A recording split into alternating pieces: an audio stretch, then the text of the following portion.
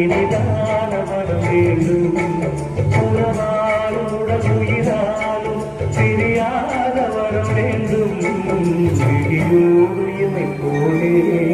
விலகாத நிலை வேண்டும் இணையா